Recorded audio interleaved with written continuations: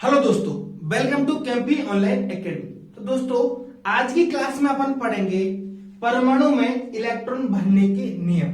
ठीक है, तो दोस्तों परमाणु में इलेक्ट्रॉन भरने के नियम को अपन चालू करने से पहले यदि आप हमारे चैनल पर नए हैं तो चैनल को सब्सक्राइब करना बिल्कुल भी ना भूलें, बेल आइकन को प्रेस करें और दोस्तों को इस वीडियो को शेयर करें। ठीक है, तो दोस्तों आज के लेक्चर में अपन पढ़ेंगे परमाणु में इलेक्ट्रॉन भरने के नियम। तो दोस्तों आपको बता दें, जो परमाणु में इलेक्ट्रॉन भरे जाते हैं वो किस नियम के अकॉर्डिंग भरे जाते हैं, उसके नियम की अपन बात करते हैं। उस नियम को बोलते हैं ऑफ-बाउ का नियम। किसका नियम बोलते हैं? ऑफ-बाउ का नियम, रूल ऑफ ऑफ-बाउ। ठीक है, तो इस नियम का तात्पर्य क्या है, इस नियम का मीनिंग क्या है? तो ऑफ-बाउ का नियम क्या कहता है? तो सबसे पहले अपन देखते हैं जो अपना वर्ड है, शब्द है ऑफ-बाउ, इसका शाब्दिक अर्थ क्या है, इसका मतलब क्या है और इसका शाब्दिक अर्थ क्या है। तो अपन जानते हैं कि काफी लोग अपन से पूछते हैं कि भाई तेरा नाम की है, तो अपन अपना नाम बताते हैं, जैसे कि मेरा नाम है अंकित। तो भाई अंकित किस प्रकार रखा, अंकित का मतलब क्या होता है? ठीक है, जैसे कि किसी का नाम हिमांशु है, तो जैसे हिमांशु का शाब्दिक अर्थ क्या है, उसका मतलब क्या है, उसका मीन क्या है, इसी प्रकार अंकित का मतलब क्या होता है अपन निकाल लेते हैं। अंकित का मतलब होता है लिखित। क्या होता है? लिखित। उसी प्रकार मैं आपको बताऊं ऑफ-बाउ का शाब्दिक अर्थ, ऑफ-बाउ का मतलब क्या होता है? निर्माण करने से। क्या होता है? ऑफ-बाउ का शाब्दिक अर्थ होता है निर्माण करना, निर्माण करना। अभी निर्माण किसका करना है ये मत सोच लेना कि मम्मी अपने घर का ऑफ-बाउ करते हैं, कि अपने घर का निर्माण करते हैं, वो चीज नहीं है। निर्माण किसका करना है? अपन को निर्माण करना है किसी कक्षक में इलेक्ट्रॉन भरना, किसी कक्षक का इलेक्ट्रॉनिक विन्यास, इससे तात्पर्य है।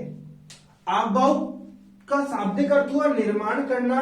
निर्माण किसका करना है? कक्षक में इलेक्ट्रॉन का भरना है और कक्षक का इलेक्ट्रॉनिक विन्यास का बनाना, इसका मतलब निकलता है।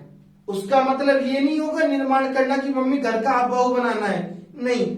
ऑफ-बाउ बनाना है किसका? कक्षक में इलेक्ट्रॉनिक विन्यास बनाना है और कक्षक का इलेक्ट्रॉन भरने से तात्पर्य हुआ। ठीक है, तो जो एक ऑफ-बाउ का नियम है जिससे अपन किसी भी कक्षक में इलेक्ट्रॉन को भरेंगे और उसमें उसका इलेक्ट्रॉनिक विन्यास अपन निकालेंगे। ठीक है, तो इसके भी नियम होते हैं ऑफ-बाउ के। तो ऑफ-बाउ जो नियम है ये 3 नियमों पर कार्य करता है। जो अपन इलेक्ट्रॉनिक का विन्यास बनाएंगे उसमें इलेक्ट्रॉन किस अनुसार भरेंगे, ठीक है, और उसका ऑर्डर, उसका क्रम क्या होगा, इसके प्रकार से इसके 3 नियम बनते हैं। पहला नियम होता है n+1 का नियम। क्या बोलते हैं इसको? n+1 का नियम, रूल ऑफ n+1। दूसरा नियम होगा अपना पाउली का नियम।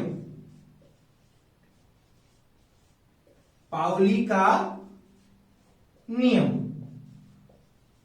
और जो अपना तीसरा नियम होगा वो बहुत ही इंपॉर्टेंट है, उस नियम को बोलते हुंड का नियम। उसको क्या बोलेंगे? हुंड का नियम। ठीक है, तो इन 3 नियमों के अनुसार अपन किसी भी परमाणु में इलेक्ट्रॉन को भरेंगे, उनका इलेक्ट्रॉनिक विन्यास निकालेंगे और इलेक्ट्रॉनिक विन्यास का सही ऑर्डर अपन निकाल पाएंगे। ठीक है, क्योंकि इससे कहीं ना कहीं अपनी पीरियोडिक टेबल में बहुत ही इंपॉर्टेंट रोल अदा करते हैं ये 3 नियम। और बहुत सारी कॉम्पिटिटिव एग्जामों में यहां से क्वेश्चन डायरेक्ट पिकअप होते हैं। जैसे पूछ लिए जाते हैं N+1 के नियम से कि पोटेशियम का इलेक्ट्रॉनिक विन्यास क्या है। अब इलेक्ट्रॉनिक विन्यास N+1 के नियम के अकॉर्डिंग भरिए। अब इलेक्ट्रॉन काफी दे देते हैं, इसके बायतम कोष में 1 इलेक्ट्रॉन होगा, 2 होगा, 3 होगा, कितना होगा वो डिपेंड करेगा अपना N+1 का नियम। ठीक है, तो अब देखते हैं अपन आज के लेक्चर में अपन पढ़ेंगे, कंप्लीटली पढ़ेंगे N+1 का नियम। आज के लेक्चर में कंप्लीट हो जाएगा। ठीक है, और नेक्स्ट जो लेक्चर आएगा अपना उसमें पाउली और हुंड का नियम अपन कंप्लीट कर लेंगे। 2 लेक्चर में अपन इलेक्ट्रॉन कोई भी तत्व मिल जाए अपन को, उसका इलेक्ट्रॉनिक विन्यास अपन निकाल लेंगे। ठीक है, तो सबसे पहले बात करते हैं अपन N+1 के नियम से। किससे? N+1 का नियम। अब ये N+1 का नियम क्या कहता है? N+1 का नियम ये कहता है भैया कि अपन जो इलेक्ट्रॉन है उस कक्षक में भरेंगे,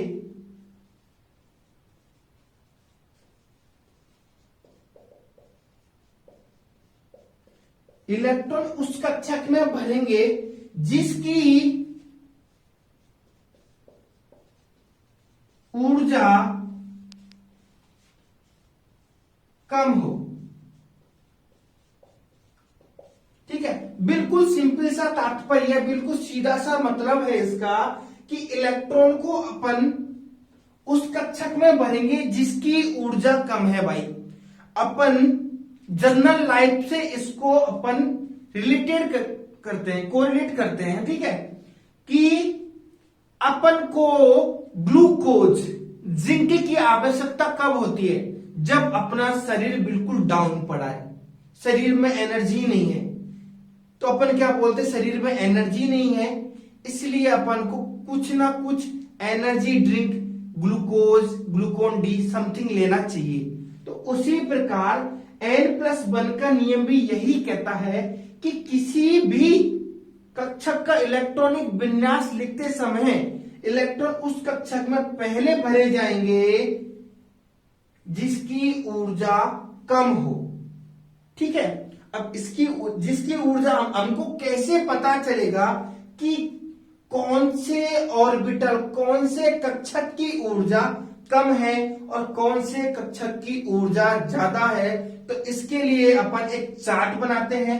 उस चार्ट के अकॉर्डिंग अपन को पता चलेगा कि किस ऑर्बिटल की ऊर्जा कम होगी और किस ऑर्बिटल की ऊर्जा ज्यादा होगी। ठीक है, तो ये लाइन आप लिख लेना। अब देखेंगे अपन उस चार्ट को, जिसके अकॉर्डिंग अपन पता लगाएंगे कि कौन से ऑर्बिटल की ऊर्जा कम है और कौन से ऑर्बिटल की ऊर्जा ज्यादा है। तो एक आप आधा पेज की रिक्वायरमेंट होगी आपको, मैं बना रहा हूं, वैसे बना लेना। 1s, 2s, 3s, 4s, 5s, 2p, 3p, 4p, 5p, 3d, 4d और 5d। 5d ग्लास नहीं होता, ये 5d ऑर्बिटल होगा। ये समझ रहे हो कि सर हमारे मोबाइल में 5d ग्लास, आज तक तो 11d आ गया है, नहीं, ये 5d ऑर्बिटल होगा। और 4f, 5f। अब काफी लोग सोच रहे होंगे कि सर आपने जो ये ऑर्डर लिखा है हमारे कुछ समझ में नहीं आया, कि आपने 1s लिखा, यहां पे 2p क्यों नहीं लिख दिया, यहां पे 3d क्यों नहीं लिख दिया, यहां पे 4f क्यों नहीं लिख दिया, और आगे जैसे जैसे चलते रहेंगे वैसे वैसे अपन ऑर्बिटल को बनाते रहेंगे। तो प्यारे दोस्तों, आपको मैं बता दूं कि जो s ऑर्बिटल है, s ऑर्बिटल में हमेशा 2 इलेक्ट्रॉन भरे जाएंगे, मिनिमम 1 और मैक्सिमम 2 इलेक्ट्रॉन। ठीक है। p ऑर्बिटल में हमेशा याद रखना 1 से 6 इलेक्ट्रॉन भरे जाएंगे, मिनिमम 1 मैक्सिमम 2, मैक्सिमम 6 इलेक्ट्रॉन भरे जाएंगे। d ऑर्बिटल में 1 से लेकर 10 इलेक्ट्रॉन भरे जाएंगे, ये याद रखना हमेशा। ये नियम बिल्कुल भी चेंज नहीं होता, आप चाहे कोई सी भी बुक उठा लेना, आप कहीं भी गुमराह ना हो। और जो f ऑर्बिटल होगा उसमें ऑलवेज 1 से लेके 14 इलेक्ट्रॉन आएंगे, मैक्सिमम 14 होंगे और मिनिमम 1 होगा। ठीक है। यहां पे भी 1 से लेके 2 होंगे, 1 भी हो सकता है और मैक्सिमम होगा वो कितना होगा, मैक्सिमम होगा वो होगा 2। ठीक है। ये आपको याद रखिए s ऑर्बिटल में। तो इसी प्रकार ये ऑर्डर जमाए हुए हैं। ठीक है। अब अपन देखते हैं कि ऊर्जा का ऑर्डर। तो एक तीर चलाएंगे अपन, किसी और पे नहीं कि ये तीर और दूसरे पे चला रहे, नहीं, गलत मीनिंग तो कतई नहीं निकालना। ठीक है। उसको बैक ले जाएंगे, फिर इस तीर को दोबारा लेके आएंगे। ये मत समझना कि एक बार सर हम विफल हो गए तो दोबारा हम सक्सेस होंगे, वो गलत मीनिंग बिल्कुल नहीं निकालना आपको। ठीक है। पीछे चले, देन दोबारा ये आएगा। ठीक है। इस प्रकार से अपन इसको अपन फुलफिल करेंगे और अपन ऑर्बिटल का निर्माण करेंगे। ठीक है।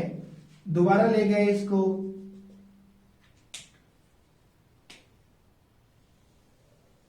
इस प्रकार से। तो थोड़ी सी इंटरमिक्सिंग हो जाएगी, जो इंटरमिक्सिंग आपके समझ में नहीं आएगी तो मैं इसका आपको एक ऑर्डर लिखा देता हूं, जिससे कि अपन जर्नली 50 तक के एलिमेंटों का, तत्वों का अपन इलेक्ट्रॉनिक विन्यास इजीली निकाल सकते हैं। ठीक है ना। तो एक बार ये छाप लेना आप अपनी कॉपी में, और आप ये तो बिल्कुल याद रखना, काफी टाइम पूछ लिया जाता है और इसी में ही बच्चा गुमराह हो जाता है। अरे कि s ऑर्बिटल में कितने इलेक्ट्रॉन होंगे, p ऑर्बिटल में कितने इलेक्ट्रॉन होंगे। याद रखना, एमएससी तक के बच्चों को नहीं पता होता कि ये कैसे f ऑर्बिटल में कितने इलेक्ट्रॉन आएंगे। सच बोल रहा हूं मैं, झूठ नहीं बोल रहा, बिल्कुल प्रैक्टिकल की हुई चीजें। ठीक है ना। तो अपन को मैं आपको एक ऑर्डर लिखा देता हूं छोटा सा, उस ऑर्डर को आप याद रखना, वो बिल्कुल ऊर्जा के अनुसार भरा हुआ है। ठीक है। तो सबसे पहले होगा आपका 1s, इसकी ऊर्जा सबसे कम होगी। इसके बाद 2s, इसके बाद होगा 2p, 3s। इसको मैं मिटा रहा हूं आपके सामने, आपने उतार लिया होगा जहां तक मेरे को उम्मीद है।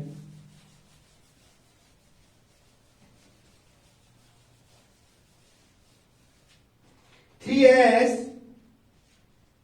3p, 4s, 3d, 4p, 5s, 4d, 5p, और ये ऑर्डर अपना चलता ही रहेगा अकॉर्डिंग टू n+1 के नियम के अनुसार। 1s आएगा, इसकी ऊर्जा सबसे कम है। देन इसके बाद अपन देखेंगे कि 2s की ऊर्जा 1s से ज्यादा है लेकिन 2p से कम है तो इसके बाद इलेक्ट्रॉन 2s में भरेंगे। मैंने आपको बताया था यहाँ पे 1s में सबसे पहले इलेक्ट्रॉन भरेंगे, फिर देन इसके बाद 2s में, ठीक है ना। फिर इसके बाद पीछे गए अपन तो 2p आया, फिर आया 3s। तो इसी प्रकार 1s 2s 2p 3s 3p, ठीक है, 4s 3d 4p 5s 4d और 5p ये होंगे अपने ऑर्बिटल्स होंगे, ठीक है। आपको मैं पुनः बता देता हूं, s ऑर्बिटल में आपको s कक्षक में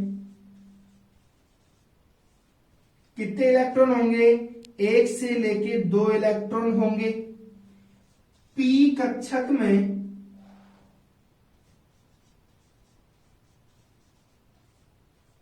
1 से लेकर 6 इलेक्ट्रॉन होंगे। d कक्षक में 1 से लेकर 10 इलेक्ट्रॉन होंगे और वहीं f ऑर्बिटल में f कक्षक में कितने इलेक्ट्रॉन भरे जाएंगे, 1 से लेके 14 तक इलेक्ट्रॉन भरे जाएंगे, ठीक है। अब आता है पाउली का नियम, जो कि कहता है कि इलेक्ट्रॉन को कैसे भरेंगे कक्षक में। एस कक्षक की आकृति को अपन, जो एस कक्षक में कितने ऑर्बिटल होंगे, पी कक्षक में कितने ऑर्बिटल होंगे, ये तो अपने इलेक्ट्रॉन बताए, 1 से 2 इलेक्ट्रॉन होंगे, लेकिन कितने ऑर्बिटल में 2 इलेक्ट्रॉन भरेंगे, कितने ऑर्बिटल में 6 इलेक्ट्रॉन भरेंगे और कितने ऑर्बिटल में, जो डी के कितने ऑर्बिटल होंगे जिसमें 10 इलेक्ट्रॉन भरेंगे और एफ के कितने ऑर्बिटल होंगे जिसमें कि 1 से लेके 14 तक के इलेक्ट्रॉन आएंगे। इसका डिस्कशन अपने आने वाली क्लास में पढ़ेंगे। तो दोस्तों आज की क्लास में अपन ने सीखा कि परमाणु में इलेक्ट्रॉन भरने का नियम, उसमें ये नियम होता है आबहाव का नियम, ठीक है। आबहाव ने इस नियम को 3 प्रकार से बताया कि ये 3 प्रकार के होते हैं, जिसमें से अपन ने आज पढ़ा n+1 का नियम, कल की क्लास में अपन पढ़ेंगे पाउली का नियम और हुंड का नियम, ठीक है। n+1 का नियम सबसे पहले क्या कहा था कि इसी नियम के अकॉर्डिंग हम देखते हैं कि इलेक्ट्रॉन सबसे पहले उस कक्षक में भरेंगे जिसकी एनर्जी, जिसकी ऊर्जा सबसे कम है, ठीक है। उस अनुसार अपन ने ये एक ऑर्डर बनाया, ठीक है। और इन ऑर्डर में एस कक्षक में 1 से लेके 2 इलेक्ट्रॉन हो सकते हैं, पी कक्षक में 1 से लेके 6, डी कक्षक में 1 से लेके 10 और एफ कक्षक में 1 से लेके 14 इलेक्ट्रॉन भरे जाएंगे। बाकी के नियमों को पढ़ेंगे अपन कल। तो दोस्तों आज की क्लास में इतना ही।